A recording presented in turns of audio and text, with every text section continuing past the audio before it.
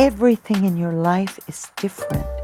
If you honestly know that you're doing your best to make a difference for another being, you're not just living, consuming, getting on with it, but if you know that living your life however you are, raising your families, you're also making a significant difference for others who wouldn't have a chance. You live different. You feel different. You are different. For episode 34, my guest is Prabhavati Dwabha, who set up Ramana's Garden in Rishikesh, India over 25 years ago. It's a children's refuge, home, school and organic cafe near the banks of the river Ganga. Ramana's is home and school for about 200 children from the lowest rungs of Indian society, the untouchables, the low caste, the children of migrant workers from across India, Bangladesh and Nepal, and girls rescued from brothels. When I first met Dwabha, I found her incredibly inspiring. The fearlessness and determination which she brings to the work that she does, which isn't for the faint-hearted, and the big, big heart that she has. The reality that vulnerable children face in Asia is horrific, with the rise of organ trafficking as well as all the other risks that they face. And yet, when you visit Ramana's Garden, you find yourself in a place of deep beauty and joy, with children laughing and playing and smiling, and delicious food served in the cafe. I have been interested for a long time in how we travel and make a difference. As yoga continues to grow and spread more and more, people want to visit India as part of their spiritual journey, and Rishikesh as the birthplace of yoga. I, for some time, have wanted to make my retreats more sustainable and impactful, so that as well as our inner transformation work, we can make a difference. In March next year, straight after the International Yoga Festival, I'll be taking a group to Ramana's Garden for a Seva retreat, meaning we will spend our time volunteering with the kids, as well as practicing yoga and meditation, and then go up to the Himalayas to work on the farm where many of the organic vegetables are grown for the cafe and school. We'll get digging and be out on the land whilst we're up there. I know that this will be a deeply moving 10-day experience as we get to know the amazing team and kids at Ramana's and share in this experience of giving. For me, this selfless service aspect of yoga really is at the core of what it's all about. For those of us that are in the traveling class and can easily head to India for a retreat, this is an incredible and meaningful way to do it. Full details are available on www.amisha.co.uk.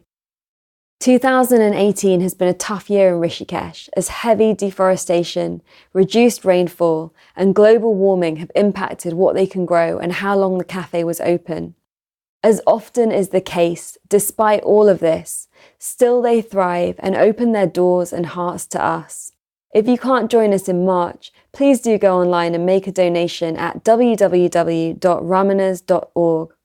In this conversation, Dwabha and I sit down in a garden in Bali under the setting sun to talk about the importance of giving. I wish for this conversation to move you.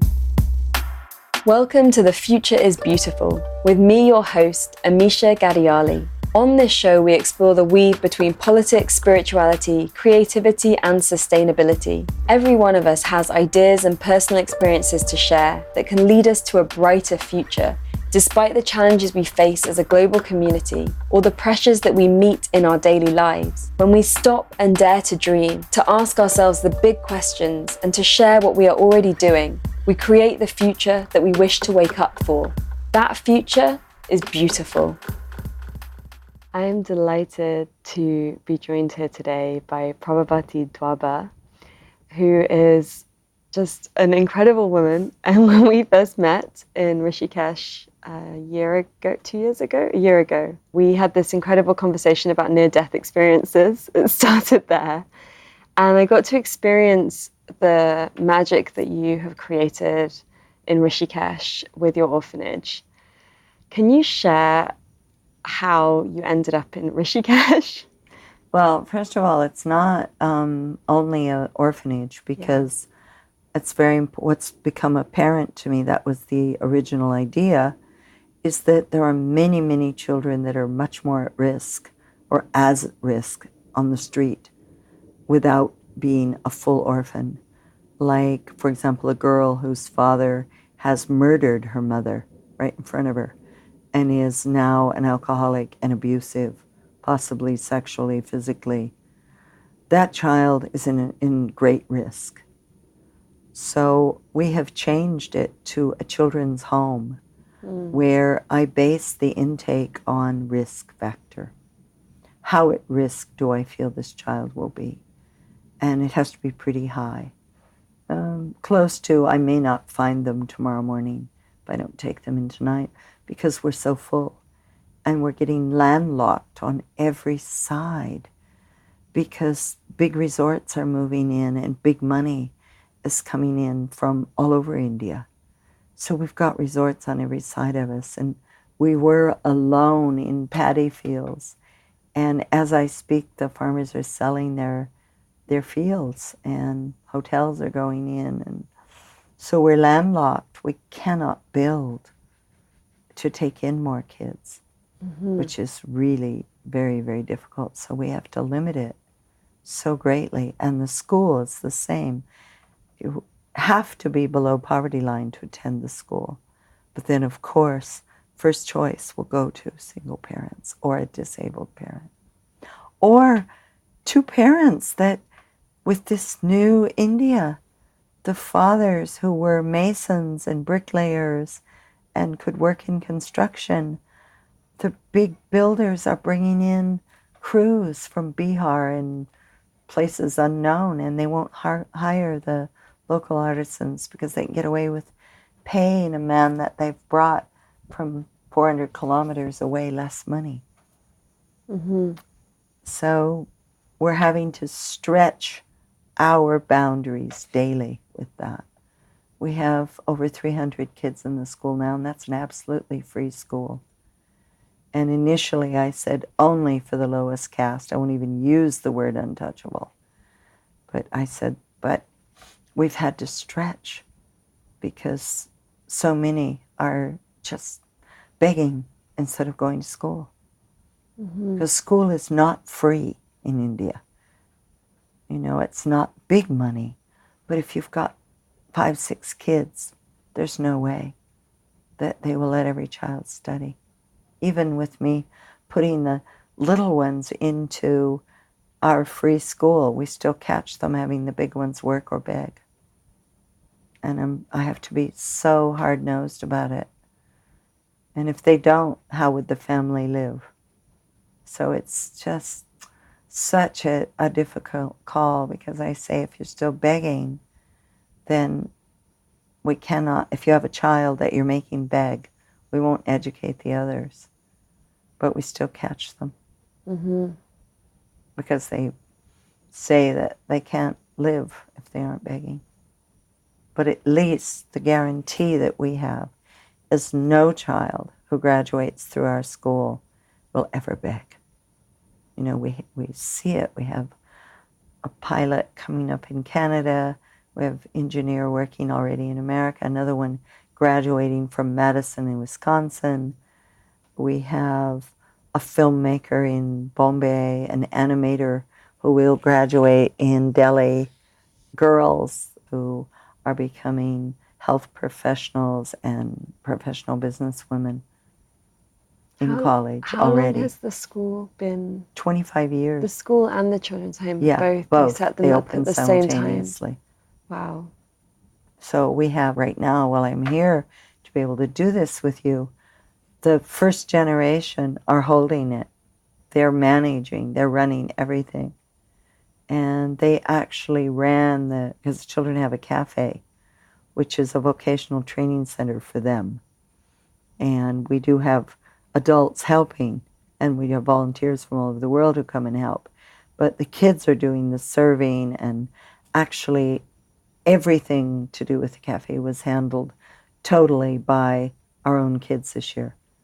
I was, in one moment, sitting with some people who had come to meet me, and this grass roof was being put up over our head. And I said, what's going on? And one of my oldest boys who was managing the cafe said, "It's fine, Mom, don't worry about it, we have it handled." And I said, "Well, what's handled?" And he said, "Oh, we need more seating. And so I'm building this." And the women with me said, "Well, I thought you ran this." And I said, "Obviously not anymore. I'm barely a guest here." And it's really true. They ran the entire season and did much better than I have in my last years. They put together open mic nights and brought in entertainment and just new ideas and new innovation and new structures, new seating areas. It's a beautiful space. Like when I was there, you feel the energy and the joy and the openness. We have people listening from all over the world, and I wonder if you could give us some context of where these kids would be if you hadn't opened this children's home and this school. Well, I would think quite a large percentage of them would be dead. I hate to be that graphic with it, but we have to be so tight because of space on admissions that I'm really taking children who, well, the last intakes coming from, as I said before, a drunken, abusive father with the mother either murdered or gone, where we're 90% sure the kids are being abused, or sure of it because one intake we took in at 5, he was burning her all over her body with cigarettes in a drunken state. Another one, we had 2 who were mentally challenged, and unfortunately we lost the boy who finally reached 20, and they said he would never cross puberty last year. But we have one girl who was found abused and bleeding in a trash bin in Dehradun. How do you say no to that? And the miracle with her, and she is a miracle, is when we took her in, she needed 24/7 care, which we weren't in any way in a position to give, and we actually had to hire someone to be her 24/7 care. She is absolutely independent now. She lives in the girls' hostel with all the other girls. She gets up, she gets herself showered, dressed, ready for school. I hear her coming up the path, calling to the driver to get ready to take her to the bus where she goes to a school for special needs. She's fabulous where she's come. And that's just with love and good food and knowing that she's in a safe home. So all the children that are in come from very traumatic backgrounds where they just might not have survived. There's children that are sold for organs, and there's still so much trafficking going on that they're just not safe in the street. There's a desensitization that happens. I feel like people go to India and they're like, oh, you can't give money to everybody. And there's almost like a story that gets told to kind of desensitize from the reality of what's actually happening. Well, I think a lot of that has happened because certainly in the cities, the beggars are controlled by touts who literally control them. You can see them take the money away from the child. It's brutal. I've had some actual physical contacts. Well, I'd say wrestling matches with sure. with these touts before I clearly understood. But the other side is figure out a way. Okay, if you're not sure, that child definitely hasn't had a good meal. You can be sure of that. So, all right, if you don't, if you suspect that there's touts and you're there and they're begging where food is sold almost everywhere on the street or road in India, then take them to that and feed them. You're not going to go wrong with that. You see them so eager to cram that into their little mouths and fill their little bellies. In actuality, I never, ever imagined I'd be running what I'm running now. But when I came to India 36 years ago, my very, very first day, I was so taken by the beggar children in the train station, literally taken again and again to the money changer, where I went through like $200 before I got out of Bombay, just buying ice cream and cookies, and because I could. I wasn't rich. That was going to feel that pinch quite quickly. But in that moment I had, and they didn't. And the joy of doing that and being able to take this entire gang that was rapidly forming around me and growing in number by the second, that everybody could have ice cream and everybody could have these biscuits that they wanted, and why not? If you can. And all these years, I mean, feeding is the most important part of our project now. Still hasn't changed since that first day. When I really came to understand how misused pesticides and fertilizers are, and the dairy and the poultry industry, and I can't support that. And I absolutely can't put poison on my children's plates. So we spend more money growing all our own food. We grow all our own vegetables. We grow our own rice. We grow our own dal. We grow our own wheat and then stone grind it for chapatis and bread. We have our own cows so that we can have all our dairy, and the cows eat organic. Mm-hmm. We have our own chicken. We're vegetarian, but I believe kids need eggs to build strong bodies and bright minds. So I spend so much more doing that than I could buy 3 times the amount if I were doing the market, but I won't. I won't support that.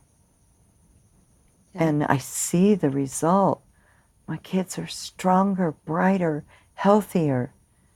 You know, we get invited to sport matches, which I'm so happy about, that sports is still coming up in India. And actually this year I really say bravo to the government for, government schools doing whole weeks of sports. So we get invited and we excel to the point that in one of the matches last year, the kids came to me and they said, "Mom, it's not fair. We're winning everything." And I said, "Well, what's not fair?" And they said, "We're stronger than they are. We eat better." And I said, "Okay, what are you going to do?" And they said, "We're going to lose deliberately in some of them." Wow. And I said, "Wow." They said, "Is that okay?" I said, "Yes." Absolutely. So they said, "Look, we won in this. We're stronger." I said, "Yeah, you are. You're bigger and stronger." So they said, "We're going to deliberately lose some so they don't feel bad." And that's also a message for anyone that is still eating processed food and not paying attention to what they're eating. It's not just India. Yeah. The dairy industry is something all over the world. Yeah. It's horrendous. Horrendous. Processed food. Just no. I mean, I wasn't willing to, because the kids who live with me and the kids who come to my school, they have no choice. They're either going to be hungry or they're going to eat what I give them. And I'm not going to put poison on their plate. As long as I can somehow raise the money to feed the way we're feeding, we're so blessed that we can be doing that. Mm-hmm. I think we're probably the only place in all of India.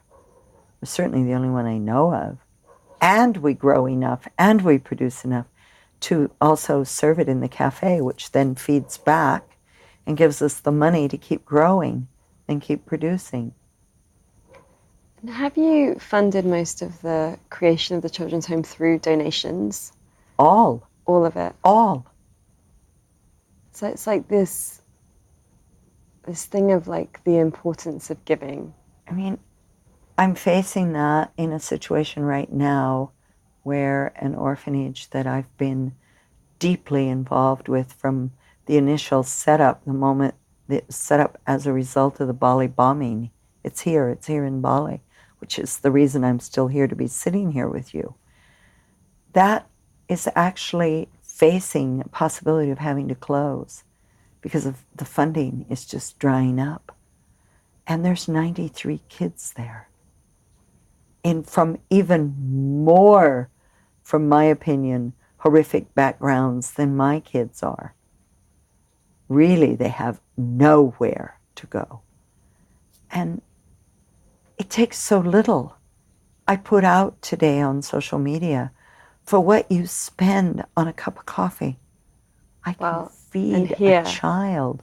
The smoothies, the everything that everyone's feasting on. We're just talking about a cup of coffee. Yeah. I can feed a child for an entire day on that. So I'm not saying I'm not ready to give up my morning coffee yet. Don't give it up. But instead of having that second cup, feed a child for an entire day and feel great about being able to do that. Someone wrote to me since I put this post out, well, Dwabha, you can't change everything. Yes, we can. We can. If everyone just said, okay, I'm going to feed a poor child somewhere in the world every day, it would just change everything. Because we all, well, certainly I would think all that are listening to this, can afford an extra cup of coffee, so don't have to. Mm-hmm. You know, and I have kids who do kids abroad. Like I had a family in Australia who came with their children to meet my children and to bring money in a jar. And my kids said, wow, where did you get that?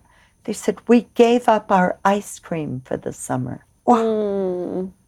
They decided, watching one of the kids' videos, that they would not have ice, maybe they had some, but they would give up whatever their plan of ice cream was and instead put that money in the jar and then bring it. That's huge. We had other kids who came because of the yoga festival, who came from America, who did lemonade stand all summer and raised a lot. So if kids are doing it, for sure we can do it. And I know, I'm in Bali today talking to you because I'm here working, because I can earn. And I can for sure earn enough to feed myself, take care of myself, and make sure I'm feeding more than one kid a day here, right here on this island. Mm-hmm. There's a lack of care and integration in the way that we travel around the world. And this is something that you and I have been discussing about.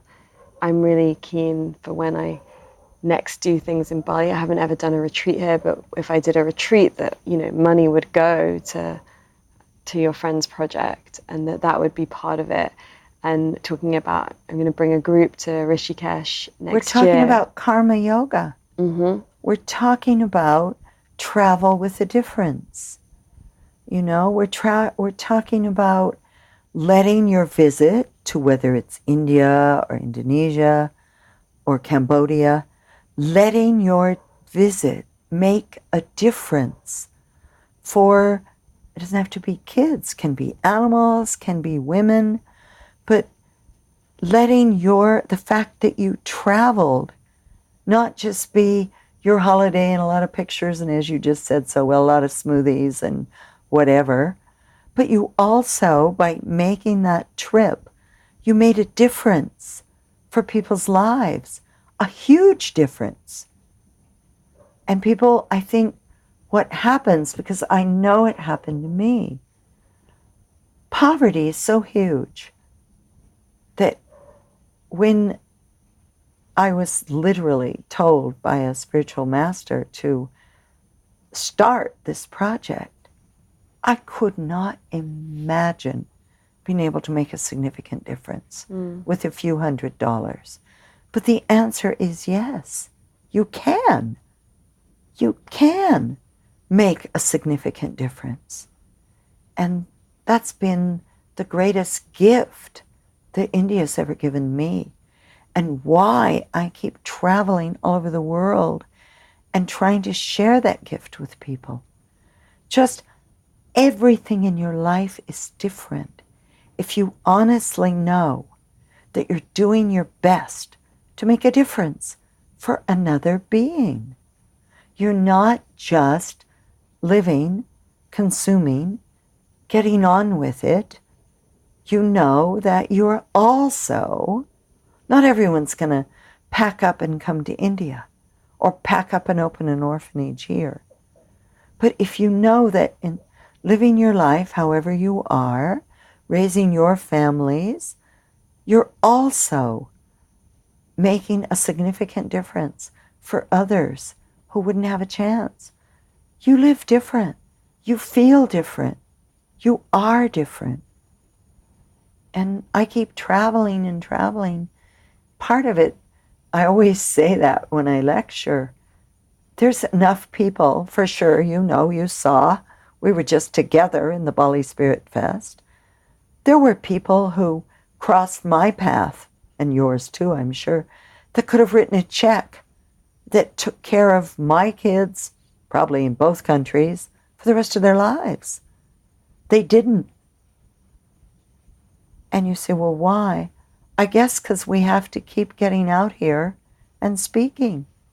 I certainly wouldn't be here doing life coaching if someone had written me that check. I'd be home with my kids. So if I'm out here, it's because more people have to hear that. More people have to discover how incredibly different your life becomes the minute you're making a significant difference in someone else's who wouldn't have a chance to study or to, as the post I put up today, a little boy who is a child protege at music. And now he gets to have piano lessons. He goes to mainstream school. He has piano lessons. He was a virtual prisoner 18 months ago. He wouldn't even be here, I don't believe. Now he can entertain the whole world. He has such a beautiful voice and spirit. It's fantastic. People say, well, why do you get involved in all this? That's why. Hearing him play just one song is why. Or seeing one of my oldest boys, he's going to be a pilot, he's going to fly. Since he was 5 years old, that's all he ever wanted to do. I'm going to fly. And I was like, God, how would we ever raise that kind of money? People, not me, gave. People helped. It's happening. It's beautiful. A girl in America who said, I want to be an engineer, Mom. Bridges fall down here because they don't build them right. Oh, how are we going to do that? She got a scholarship. With this question of my question isn't why do you do these things? That feels very obvious to me. It's well, it's obviously not totally obvious. Yeah, but my question is, how do you find the resilience? Because it's not easy. You make it sound easy, but I've seen you in action a little bit, and I've heard stories. No, it's not easy. And I've seen the forces that you've had to work against. There seems to be a lot of resistance to doing beautiful things in the world, to help, to working with these kids. There seems to be a lot of forces that make it more difficult. And I see that you have to rise up and you have to fight to keep things going and to get things happening. I think the thing I have to fight the strongest is complacency. People who just accept that that's how it is. People who step over unconscious bodies in Delhi just make me crazy. Thousands on a busy street. A woman was giving birth in one of the busiest streets in Palganj on the street, and hundreds stepped over her. It's complacency. It's the blind acceptance that that's how things are, and it's not up to me to change it. Well, it is. It's up to every single one of us. And I think things have spiraled out of control because of that. Oh, well, there'll always be poverty. There'll always be beggars. There'll always be starvation. I mean, that's just how it is. Mm. Well, yes, it is. I have it right up front in my face. I have children that get brought to me that it's too late. I can't save them. It's too late. They are either too sick or too malnourished or too far gone, to a combination of those two factors. Nobody but God can save them. And sometimes it's right in my hands that they're taken. That's tough. It's not easy.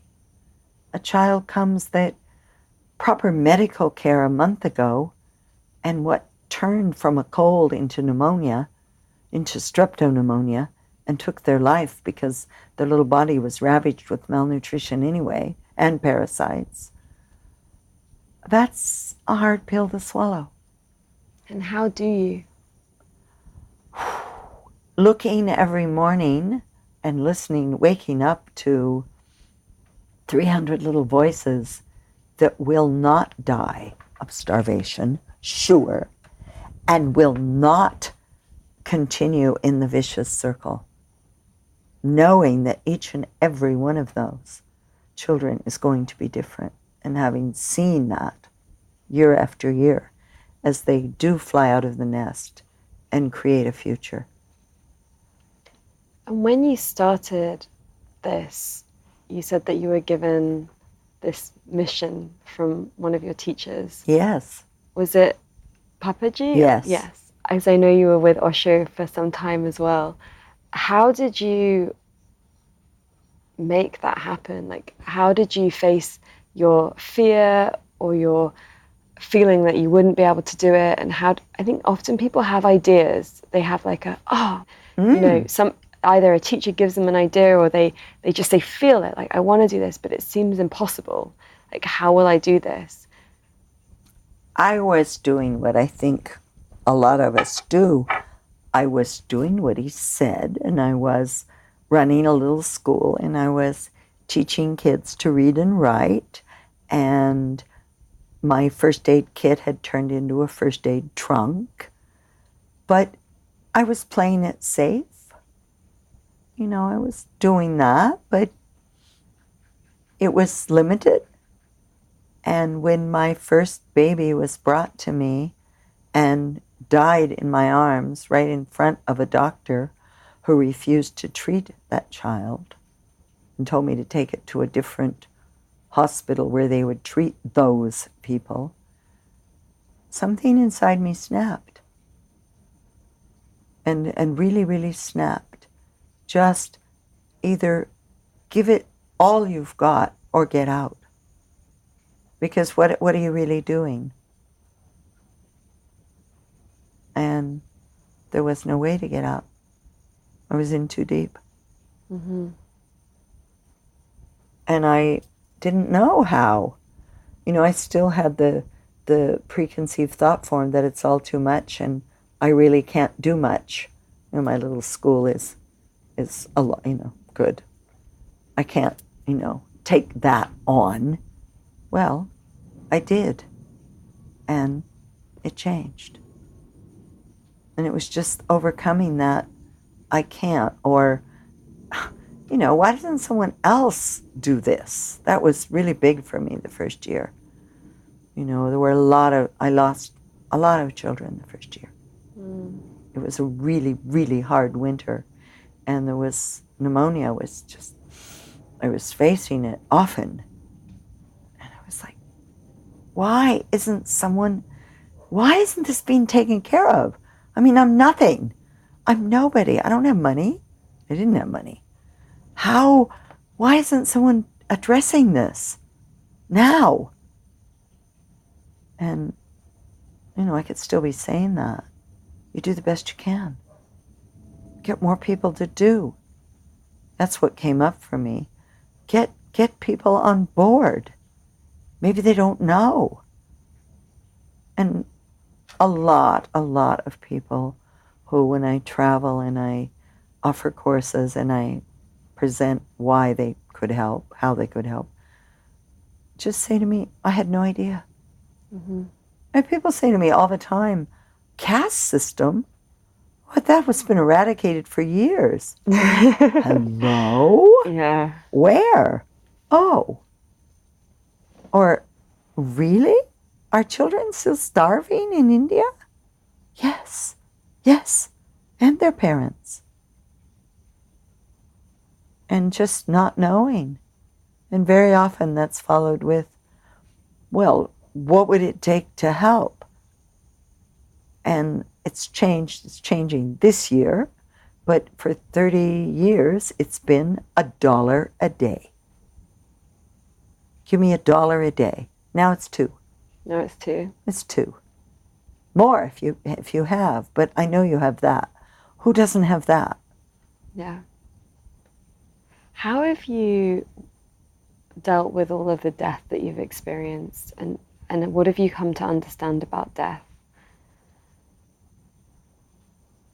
Well, having been with the masters that I've been with and looking at it straight in the face so many times, I can honestly say I don't have an attachment to this body, nor an attachment that any of the bodies that we're given are the only chance we're going to get. But when you see a child of 5 who never really lived die from a cut on his toe, it's still really hard.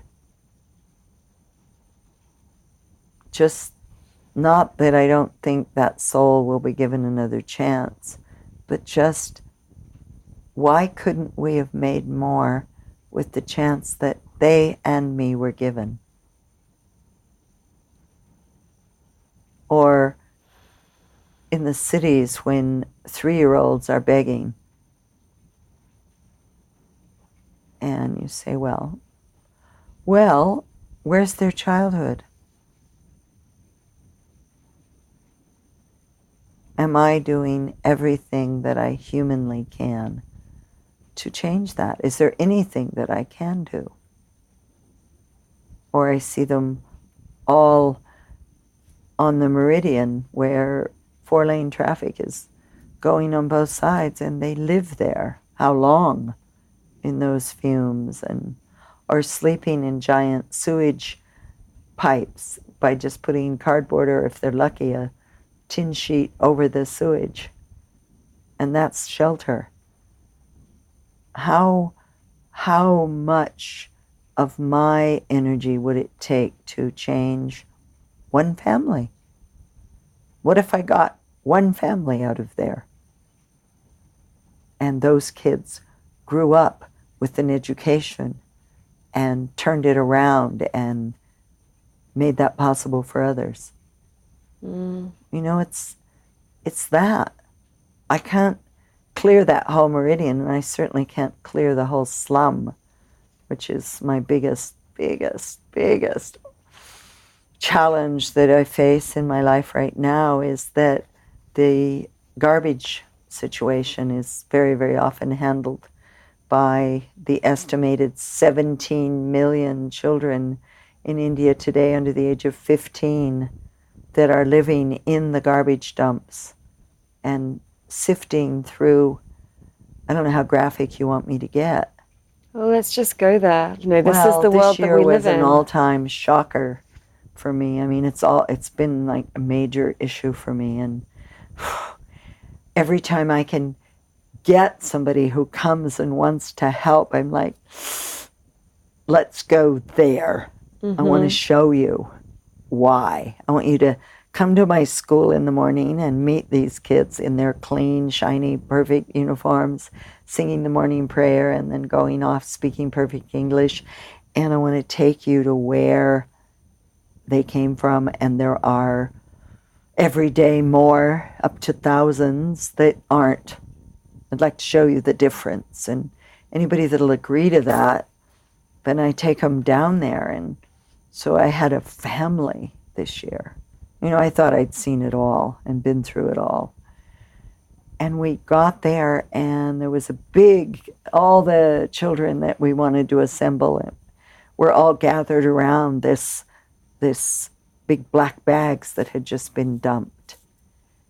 And so I said, well, let's go over there. I mean, this is what they do, and obviously this is just a fresh load, and as soon as they've gotten this, then they'll come with us and we can give them the food and milk and banana and whatever. And it was a medical drop-off, and there were aborted fetuses in there. Yes. Which the kids were sifting through for the syringes, because they can get 5 rupees for a syringe. Oh my gosh. And 3 for a catheter. No kid should ever have to see that. See it, have it in their hand, Yeah. sort through it. And the family just, it was too much. And I understood it was too much, but I didn't know that that's what I was going to encounter. Mm-hmm. And there's more and more of that coming. And, 5 rupees for a syringe. Wow. We're going to find them. Oh. And 5 rupees for everyone listening is nothing. Yeah. So that put it's things like that. I was ill for the rest of the day.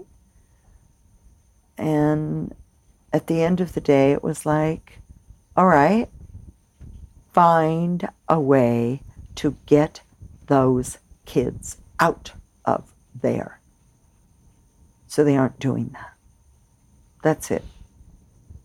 And that's been the campaign of the year, is find a way that I don't ever have to. I still do. If I went today, I'd see it. I don't want to see it. I don't want to see 13, 14-year-old girls in full makeup disappear when the trucks come in and the truck driver gets out and goes in one of the plastic huts. I don't want to see that. And that same little girl, when the truck leaves, comes out and speaks English and is my guide. That's real hard for me.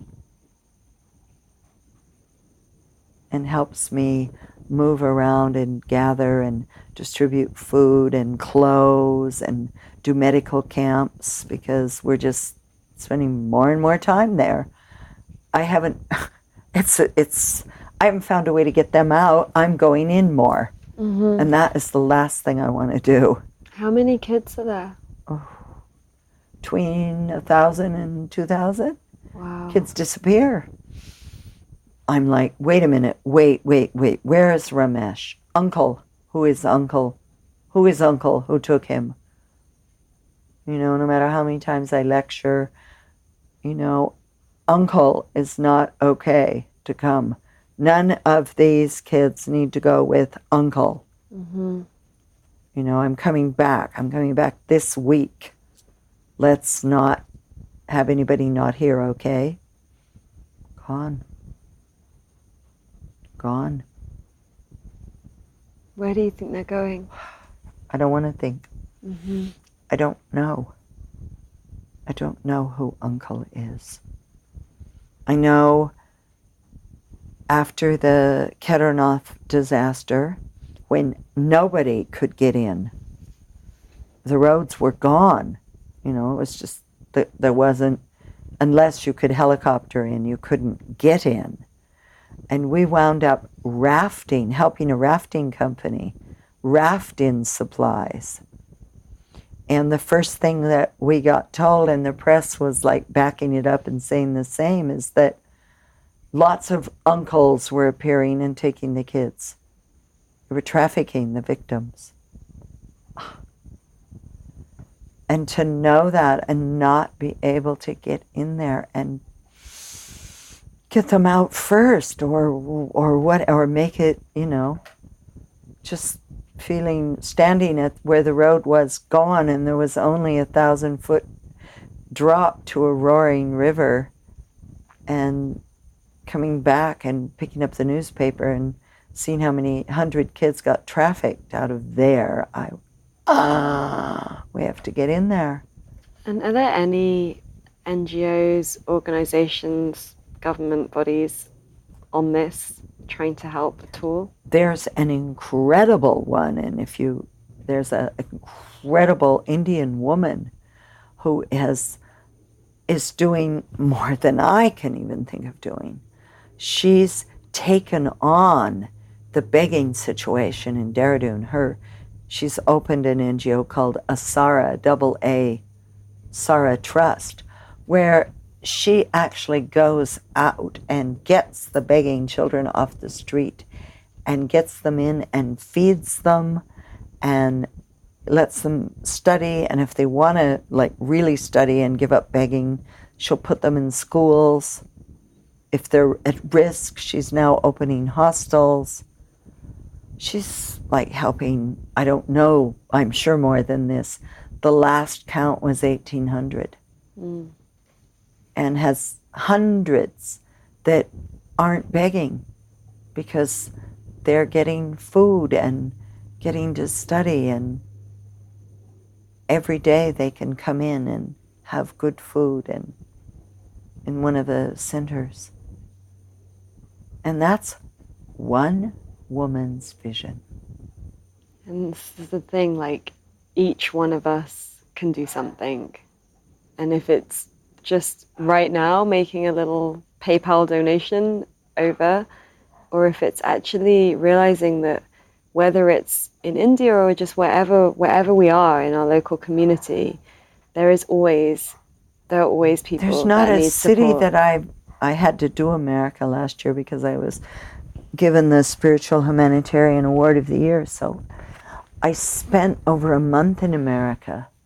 There's not a city street. Well, there's streets for sure, but there's not a city that I was in that there weren't homeless. So it's not like you have to come to India to do it. A cup of hot coffee, a sandwich, come on. There were people living on the freeway. I'd never seen that. The first day I drove I-5, I had to drive it all the way from San Diego to Malibu. I cried all the way. I hadn't seen that yet. I thought I'd seen pretty much of what the underbelly of LA could offer me when I lived there. But they showed me a new side. I had a friend let me borrow her car, bless her, and it had a GPS in it. This was my first experience with a GPS. I didn't have one. That GPS was programmed to the worst. And I kept saying that to her, and she said, no, it never takes me there. I tell you, if I programmed I needed to go anywhere, I wound up in the ghetto. Ultimately, I would get where I had to go, but I went through, whoa. Yeah, there was something with that particular GPS. So it's everywhere. It's not like you have to come to India and make a difference, or do what I did and open whatever, or what my friend's doing in Dehradun or here in Bali. But what got me the deepest and really got me were the veterans on the street. How can that be? How can that be? That really went to my heart. You know, they served for me. They served for you. And they're begging and broken. That really, really hurt. I hadn't been back. This was the most veterans I saw homeless on the street this trip. And it really hurt. And there wasn't really anything I could do beyond coffee and a submarine sandwich. But okay. What's some that? eye contact. Hmm? And some eye contact. Some eye contact. Well, my kids taught me that because we went to London in 2009 and the kids saw homeless in London for the first time and they just couldn't believe it. We came up out of the tube and they went, Mom, why are those people begging? And I said, because they're having a hard time. Something happened. There were many. And they said, well, can we help them? And I said, yeah, I think we can. Let's see what we have. And so there was a sub, that's why I subbed. There was a sub shop right there. And we went in and bought some of the long subs and cut them up. The big sandwiches. The big sandwiches. And I said, okay, you give them to who you want. And they were amazing. They went there and they sat down on the pavement with them and they said, we're so sorry that that this has happened to you. We thought this only happened in India. Would you like to have a sandwich? Oh, it was so special. They hugged them. They cried. My kids cried. The people cried. It was amazing. I imagine people in the street cried too, like witnessing. No, actually, people just stepped over us a lot more, I'd say. Huh. So I had a wonderful man, and I really have to give him credit. He pulled himself up from not a wealthy background to create a super lucrative business, making Danish pastries in England. And seeing that day of the sandwiches, I phoned him because he said, anything you need when you come to England. He knew the kids were coming to dance. You just call me. So I called him and I said, you know what I want? I want hundreds of Danish pastry. And I told him and he said, yeah, okay. Come and get it. And we did. And we went through, I don't know if you call them slums. I don't know what you call the worst of England, but of London, but we certainly went there. We call them the dodgy parts. The dodgy parts. Well, we went to some really dodgy parts. And the kids went with these huge boxes of Danish pastries. Wow. And gave to everyone.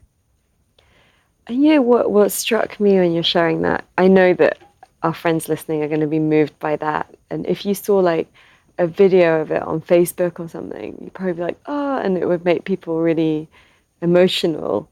And yet the people that encountered that whilst they were rushing for wherever they needed to go didn't pay any I don't know attention. that anybody stopped and said, good. Or can I help? Or like, wow. No, nobody offered to help, that's sure. And why, I think people this is stepped really... over because my kids all sat down with them. They got right down on the ground. There was not even standing up. I mean, handing out the pastries, yes, but that first day with the sandwiches, and people were like rudely stepping over them. True, we were near a tube station, you're rushing, but you get that every day. Yeah, I mean, and I'm guilty of it too in London. I can get into that mindset of like, because there's so let's many. get here, like, What are you going to do? Give to everybody? I understand. We just tackled just that tube station and then found out where the really dodgy areas were and went in there with the pastries. And what can I say? The reaction of the people, they were like bear claws, fabulous Danish pastries. They were big, juicy, wonderful. They were really good. The people were just so grateful, so beautiful. It was such a joy to do that. And the kids we had a bus, and they would keep running back to the bus and saying, is there still some left? More are coming. And it was, wow. It was really, really, really, really special. And a lot of the spiritual teachers say that you need to give 10% of what you earn. Yeah, but where do you give that, darling? But most people, I don't think, do give that. Well, so. I know. I grew up we were poor, like, I had nothing but hand-me-down dresses. But Mom tithed every Sunday. Yeah. And it went in a collection dish. And there were lots of dollars and $5 and $10 in that, which I, as a child, was like, we could use that, Mom. Where did it go? I don't know. I never saw where it went. We built a big, new, fancy church. Mm-hmm. From the old wood one we started in when I was 5. But I guess what I'm saying is that this tradition of tithing, it's called. Yeah, of giving. Where does it go? But we could do that our own. On our own. And we don't need to put it in the big plate that went around. Right. It's like, and it's quite fun if you think about it. You're like, okay, say you earn £3,000 a month, then you have £300 to give, and that might be a coffee every Wednesday on your way to work that you give to somebody. Absolutely. And a pastry that adds up. Plus, you might then give a friend, dear friend, I'm not sure where, I think she's in Virginia now. She's a super special woman. She's a yoga teacher. I just saw a post on her Facebook page where she's putting it away, and then when it's gathered, she's creating little bags that have, I saw a $5 bill in there, a toothbrush in there, I think soap. I need to look again. Mm-hmm. But it's a bag. It's a Ziploc bag. And then she takes them to the homeless. And how beautiful is that? Mm. She puts away, I don't know what percentage, every week or every paycheck or how it works, until she has a box of necessity bags, and then takes them. Exquisite. It's just decide what you can spare, rather than, I can say me too, I don't have the change to put in every spare change hand that's extended. But keeping it and doing something in that way must be, I haven't done it with her, I just saw, but it must be extraordinarily rewarding. That is making a difference in somebody's life. Whether you're putting away $1 a week or 20, ultimately you will have your jar full. Mm-hmm. And then that can make a difference. Getting a bar of soap and a toothbrush and a $5 bill, and I don't remember what all, like I said, but that must feel so amazing that somebody cared to put that together for you. That says I care.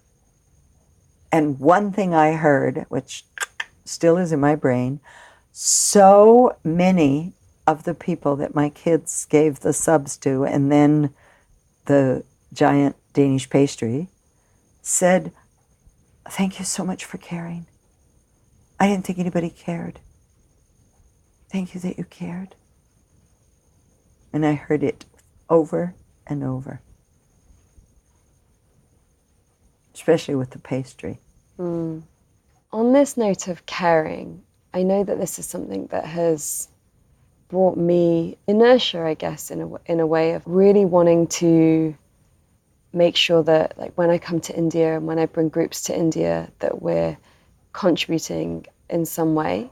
But then I always have this voice in my head that's like, that's not really making a difference, and it's just feel-good tourism. This is a voice that I've had, and this is a conversation that I've had with various people around giving.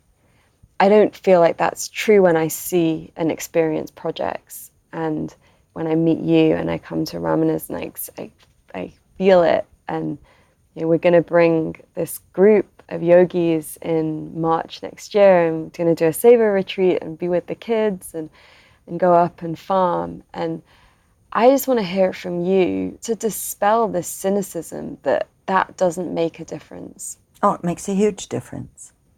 I mean, ultimately, we have to not look at poverty as this giant monster that can't be defeated. Because as long as we do, we empower it.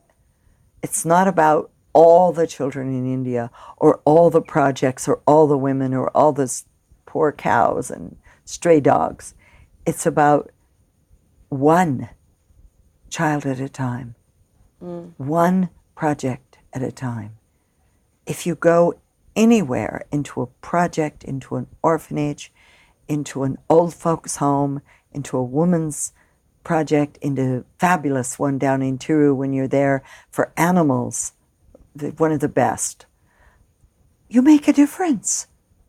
You do make a difference. Even if you only go one day.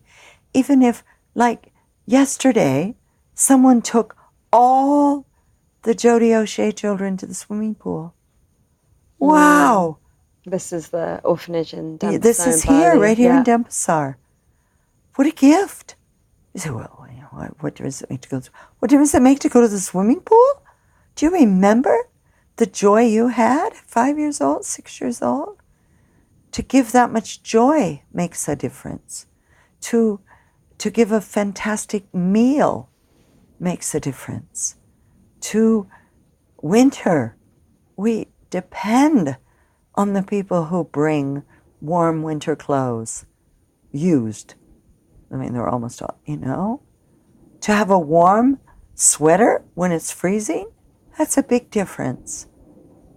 So this idea that you're not making a difference, it's ridiculous.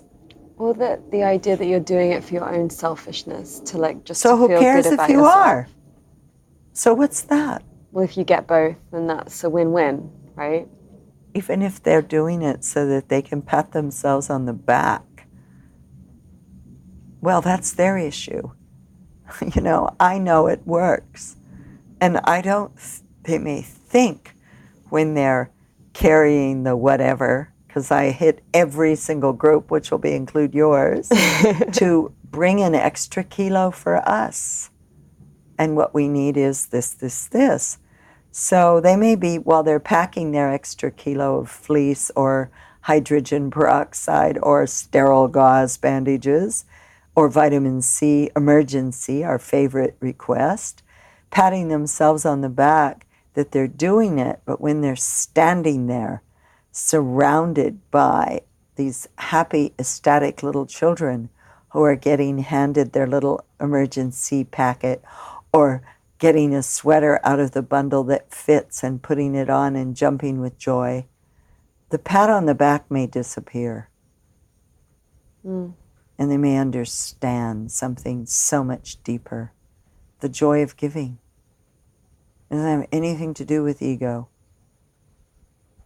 It's sharing the joy of changing someone less fortunate than yourself's situation to one that isn't as unfortunate. Yeah, okay, well, they went to the swimming pool, big deal. Big deal. That's a lot of joy for one afternoon. Their day today will be different because they did that yesterday. I would hope, what's giving one Danish pastry in London, in the boogie area or whatever you called it? The dodgy parts. Hey, if that brought tremendous joy, and we had people say to us, hey, we lost our home. They were not derelicts. They were people who were homeless because they lost their home. Giving them a pastry made a difference in that day because it said we care. We care that happened to you. We're sorry that happened to you. Please feel loved today. And when I travel with Amma whenever I can, the hugging mother, and I was with her when she addressed the UN, and somebody challenged. At that point, it was 38 million. It must be how many 100 million now? This was several years ago. What difference does hugging 38 million people do in the big picture? And Oma said everything. One word, everything. Yes. It's, I care. I care, you exist, I see you. I'm offering my love to you in whatever way I can do that. Eye contact, a Danish pastry, a trip to the pool, a slice of watermelon when it's hot. When people come in, like now, I'm just typing right now as we talk. What should we bring? Watermelon. Watermelon. It's hot. Bring a watermelon and cut it up and give every kid a slice. Is that going to make a big difference? Yes. For today. And maybe forever. Somebody cared. Because the whole thing, if you're in the street or you live in the garbage, is that nobody cares. Otherwise, why would you be there? So if someone gets you out of that and comes to where you are and brings you a giant watermelon, they care. Yeah. Yeah. And when a group comes to spend 10 days and... They really care. Yeah. Yeah. Yeah, I remember spending Christmas I'd been volunteering when I was in my early 20s in an orphanage for teenagers in Bulgaria over the summer, and then I just decided to go spend Christmas there. We just had so much fun, me and the kids. It was teenagers, and they were all kids that had been abandoned when the Soviet Union collapsed. But the biggest thing, they were like, why are you here on Christmas? Like, don't you have anywhere better to be? To you? Yeah. And I was like, this is a great place to be. I'd rather be here than any place on earth. Thank you. Yeah. And it really was one of the best Christmases ever. It was a lot of fun. The ones who spend Christmas with us say that every year. For sure. Yeah. Yeah, it's not so difficult to make a difference. And it's not about how big a difference it is. Is it forever? People say, well, the whole thing of what difference does a swimming pool make? A lot. And we don't, in our own lives, we don't know what's forever and what's not. When we go to have an ice cream, we don't think about, is this ice cream going to make our whole life, like, change the world? We're like, no, we're just having an ice cream because it feels good. And because we can. And because we can. Well, we can. And I mean, one of my dearest friends who just helps me all the time and helps all over the world and just never stops, has an organization called CAN, Conscious Action Network. And he does incredible things for the bees, for the elephants, for my kids, for kids in Bolivia. Just goes around the world and draws people attention. And for two years he's been our Santa, because he makes posts on internet where people can give 5 to 15 euro or dollar, and then with that, the first year, every child got a warm blanket. A blanket, and if they gave more, they could get a sheet, pillowcase, blanket, and towel. And the minimum was blanket. And then last year was even more incredible, because we have a project for women weaving with Angora wool. We don't kill or harm the bunny. The project's called We Love Bunnies. Anyway, they got a virus, this dreadful man-made virus from Australia that they created to cull rabbits in Australia. And all of our rabbits were dying. And all the women who we had trained to be weavers were facing major hardship. So we came up with the idea that what the CAN could do was buy a sweater and a cap for all our 300 school children and for as many other children as we could outreach. And it was fantastic. It saved the women, their families, and every kid got a hand-knitted sweater with a matching cap. If you go on my webpage, you'll see them. They're gorgeous. We can. Together we can is his logo. And yes, we can. Now this year, it's actually beautiful. If you go on, you'll see. We have a fantastic company called Little Suns that make a solar lamp that it looks like a sun, and the back of it is the panel. It's a portable. And every child in Bolivia, in a project, and in Rishikesh, will get, in our school, in our outreach, will get a solar lamp, a little sun. So the logo, of course, is make the sun shine in a child's life. Bring the sunshine in. That'll be we should be telling if they're listening. That'll be the Christmas present this year. Everybody's going to get their own little solar light. They might find out now. Yeah. The cat's out. All right. What to do? So everyone listening, maybe you can contribute a Christmas present that will top that, so that there's still a surprise. Still a surprise. There's a challenge.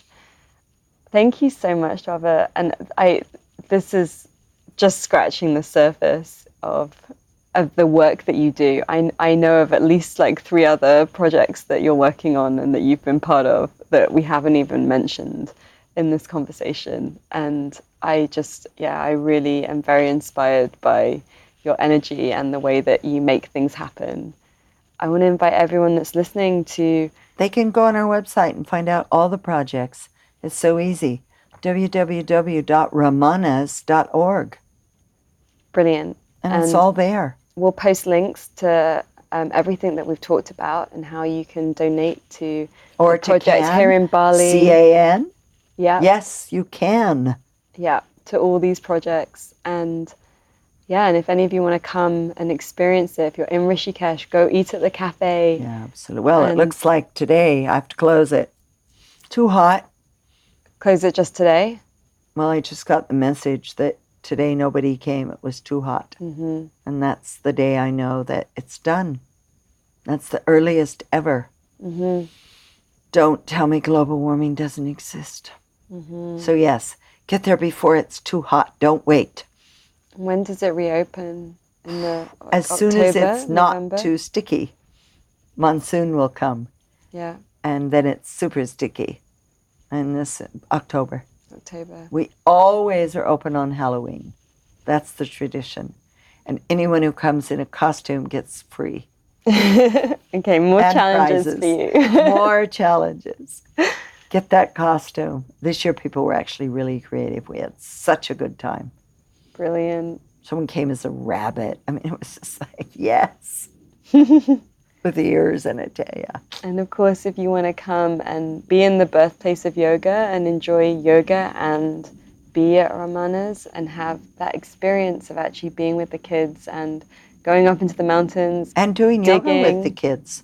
We have one of our kids is the yoga instructor who does the classes in Ramana's garden. And a lot of the kids love to do yoga. So they come in. If the group isn't too big to fit in the hall, then kids get to come in too. Amazing. So we'll be there in March. Great. We really look forward to that. I hope that people listening will want to come. Once you've tasted how easy it is, your life will never be the same. That's sure. Thank you. Thank you for putting this word out there. If you wish to join Dwabha and myself in Rishikesh, we'll be hosting our Seva retreat March 8th to 19th, 2019. It will be a small group as we'll be staying in the children's home and we want there to be enough space in the yoga room for the kids to join us. If you would like to explore Rishikesh, bathe in the sacred river, visit the Beatles ashram and spend time volunteering both on the land and with these wonderful children, do come and join us. As well as that, there'll be yoga asana, meditation, pranayama, mantra, dance, energy healing, mudras, massage and more. I have a feeling it will be unforgettable, heart-opening, and perspective-shifting. For the full details, visit www.amisha.co.uk and click on calendar. I hope to see some of you there. And once again, if you can't join us, please do make a donation online to Ramanas in India at www.ramanas.org or Jodie O'Shea in Bali at www.careforkidsbali.com and make these children's day. Or find some kids or people in need that you can support in your local community. Thank you for spending your precious time with us. As always, you can find links to everything we mention in this episode, download our book, and discover so much more over on the blog. We don't believe in selling you things you don't need through this podcast, and so it's made possible with you, our community. If you loved this and would like to fund our show with a monthly donation or join our online group to connect with other listeners, please visit www.thefutureisbeautiful.co and click on Community and Support. Please also share with friends, hit subscribe, and leave us a review so we can grow. Those gold stars really help others find us, so these ideas can spread. Here is to us, creating a beautiful future together. The Future is Beautiful is made by an all-female team working voluntarily or on reduced rates until our listener support grows. If you have been moved by anything you heard here, please donate the equivalent of buying us a drink. All donations make a huge difference to us and will allow us to keep doing this and remain advertising free. Until next time, I leave you with this question. How will you create beauty in the world?